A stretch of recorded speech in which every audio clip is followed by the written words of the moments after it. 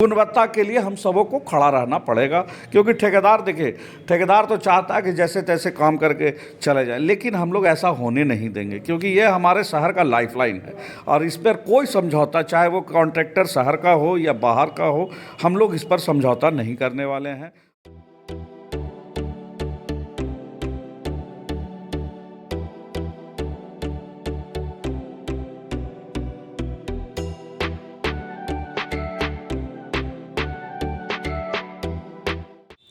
आप देख रहे हैं शेरघाटी आजकल और मैं हूं इमरान अली।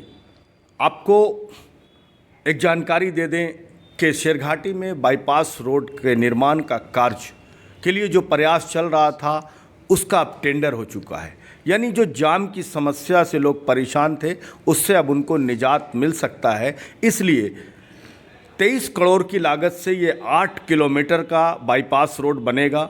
हम इसी संबंध में बातचीत करने के लिए आए हैं शेरघाटी नगर परिषद के निवर्तमान उपाध्यक्ष प्रेम प्रकाश उर्फ चिंटू सिंह जी से। चिंटू जी, आपका शेरघाटी आजकल में स्वागत है। बहुत बहुत धन्यवाद इमरान जी। आपका जो प्रयास रहा है इस सड़क को लेकर, किस तरह का रहा है और इससे क्या लाभ मिलेगा?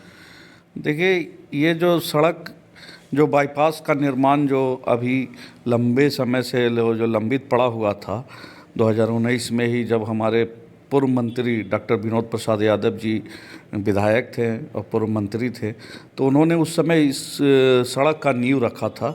मैं उनको दिल से धन्यवाद देता हूं। और उस रोड के निर्माण के लिए हम लोग लगातार माननीय मंत्री जी को भी संज्ञान में देते रहे, और जब सरकार नहीं बनी तो माननीय मुख्यमंत्री जी भी इस शेरघाटी के हाई स्कूल के मैदान से घोषणा किए थे, क्योंकि हम लोग उस समय भी मांग किए थे शेरघाटी के बाईपास के लिए चुनावी सभा में। तो उन्होंने वादा किया था कि अब विधायक चुनकर दे, मैं शेरघाटी को बाईपास देने का सौगात करूंगा।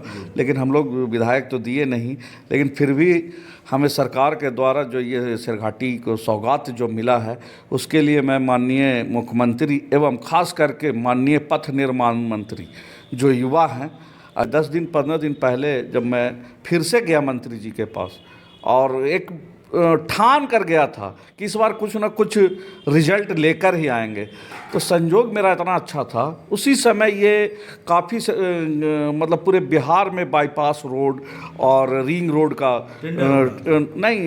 मतलब प्रशासनिक स्वीकृति मिल रहा था।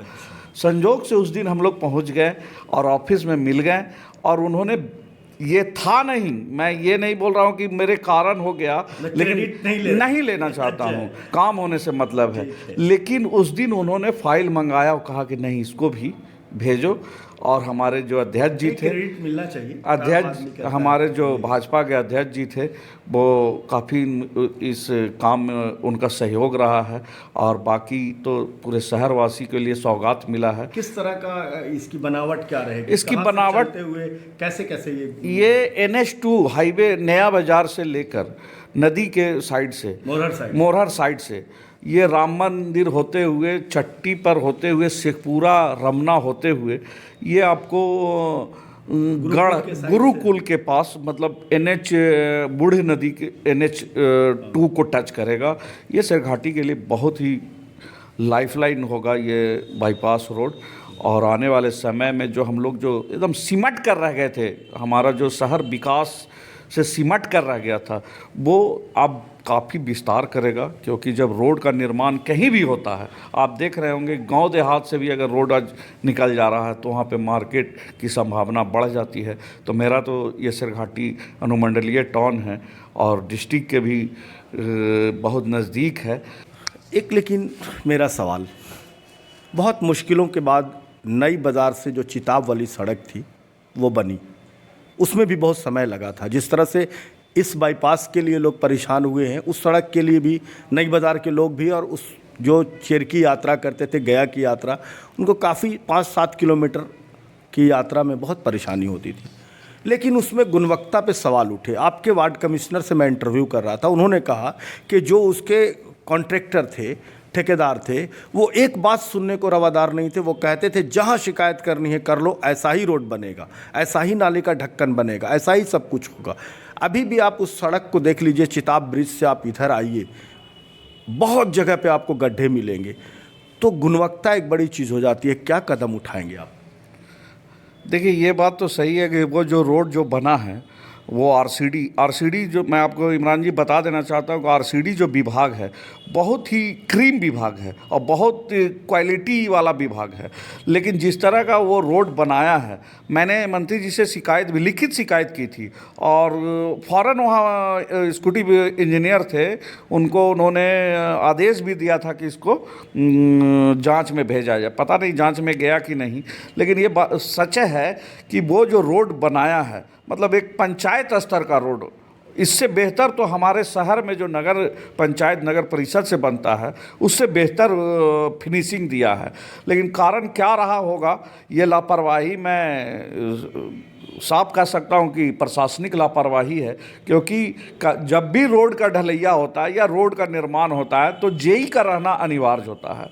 अब जेई का नहीं रहने के कारण वो ठेकेदार जैसे तैसे काम कर कर चला गया। मैंने मंत्री जी से मांग किया था, फिर एक बार आपके चैनल के माध्यम से भी मांग करता हूं कि उसकी गहन जांच हो, एसआईटी जांच हो। कहाँ से कहाँ तक की हो? नया बाजार थाना मोड़ से लेकर चिताब पुल के आगे तक ये जांच होनी चाहिए। और मैंने तो मांग किया था। फिर से यहीं आ जा रहा हूँ मैं, वहाँ आपको इसलिए ले गया था कि उस रोड से भी मुश्किल रोड ये है जो बनना है बाईपास को। इसमें किनारे किनारे नदी है, कुछ जगहों पर कूड़े की भरावट है जो कमज़ोर भी हो सकता है, उसकी जड़ कमज़ोर हो सकती है। कई जगह पर ऐसा है कि मिट्टी है ही नहीं, तो उसकी मजबूती का क्या होगा? देखिए, ये रोड का जो डीपीआर बना है इमरान जी, वो सारे पहलू को देखते हुए बना है। आपने अच्छा क्वेश्चन किया है कि नदी साइड से बनना है, तो काफ़ी जगह पे तो मतलब ज़मीन है ही नहीं। लेकिन उसको बना, वहाँ से जो रोड हमारा जो गुजरेगा, जैसा कि हमारे स्कूटी इंजीनियर साहब बता रहे थे, तो जो पत्थर होता है उससे उसको पैचपोर्ट किया जाएगा। मतलब पहले पत्थर का दीवार बनाया जाएगा, मट्टी बेस बनाकर उसको पत्थर से जब पैचपोर्ट किया जाएगा, उसके बाद हमारा ढलैया रहेगा।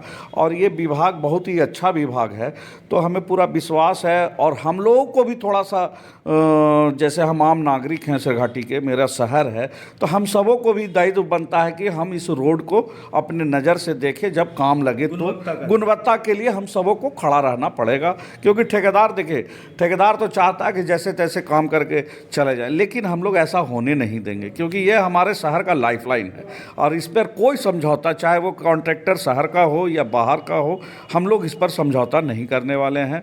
और मैं वरीय पदाधिकारी को भी इस बारे में बता दिया हूँ कि ये काम बेहतर ढंग से होना चाहिए, क्योंकि ये एक बार रोड बनता है तो काफ़ी समय लग जाता है बनने में। चलिए सर, आखिरी सवाल, इसमें सरकारी ज़मीन कितनी है और निजी कितनी आएगी? क्या भू अर्जन का मामला कहीं पेच फंसेगा निजी ज़मीन को लेकर, या ये तमाम चीज़ें पहले निपटाए जा चुके हैं, अब इसमें कोई बाधा, निजी ज़मीन को लेकर कोई बाधा नहीं आएगा? आपको क्या जानकारी है? देखिए, इस पर तो मुझे विशेष जानकारी नहीं है, लेकिन जैसा कि मुझे लगता है कि कहीं पे निजी ज़मीन टच नहीं करता है। ऐसे नदी साइड से तो सब नदी का ही छोर हो गया, और बसंत बाग का हिस्सा बसंत है, चट्टी का हिस्सा है, तो वो साइड भी, वो तो नदी के ही साइड से जाने का है। तो वो सब एरिया में हमें नहीं लगता कि निजी ज़मीन का कहीं पे। शेखपुरा रमना में तो ये रोड ऑलरेडी बना हुआ है, सरफेस तो पहले से बना हुआ है शेखपुरा, क्योंकि फतेहपुर एक एरिया है, तो वो भी एक पैन है या क्या है, वो सारा चीज़ हमें नहीं लगता है कि ज़मीन का कहीं पे प्रॉब्लम होगा, क्योंकि पहले सारा चीज़ जांच होकर, टेंडर के पूर्व तो ये सारी जांच, हाँ, प्रक्रिया पूरी कर ली गई है, तभी ये टेंडर निकाला गया। नहीं कि ऐसा नहीं है कि टेंडर कर दिया गया है अब ज़मीन भू अर्जन से लिया जाएगा, ऐसा कुछ नहीं है। कोई, जब ये रोड का नींव रखा गया था तो मुझे लगा था कि जल्द से जल्द बन जाए। तो मैं जब भी जाता था पटना, अगर नहीं भी गया और हमारे जिला अध्यक्ष जी पटना में हैं, तो मैं उनको ज़रूर कहता था कि थोड़ा सा नितिन नवीन जी से मिल लीजिएगा, या इसके पहले हमारे नंद किशोर यादव जी थे, उनसे मिल लीजिए। लेकिन अगर गुणवत्ता में कमी आई या गुणवत्ता पे सवाल उठे तो मैं फिर से सवाल ज़रूर आपसे करूंगा। देखिए, गुणवत्ता, आप जब बहुत सारी चीज़ों के लिए मुख्यमंत्री तक पहुंच सकते हैं, पथ निर्माण मंत्री तक पहुंच सकते हैं तो गुणवत्ता के लिए भी पहुंच सकते हैं। क्यों नहीं। मैं आपको मेरे मोबाइल में है जो गुणवत्ता के लिए मैंने माननीय मंत्री जी को उस रोड के लिए जो दिया हूँ सो मैं आपको दिखाना चाहता हूँ। नहीं, अगर मैं देख लिया, मुझे भरोसा है कि आपने दिया होगा। मतलब क्या करेंगे इस बाईपास? नहीं, इसके लिए मैं माननीय मंत्री जी को या मुख्यमंत्री जी को, चाहे चीफ इंजीनियर हो या इनके जो सचिव हों, उनको मैं लिखूंगा, क्योंकि ये मेरा शहर का लाइफलाइन है और मैं इससे समझौता नहीं कर सकता। बहुत बहुत धन्यवाद हमसे बात करने के लिए। धन्यवाद।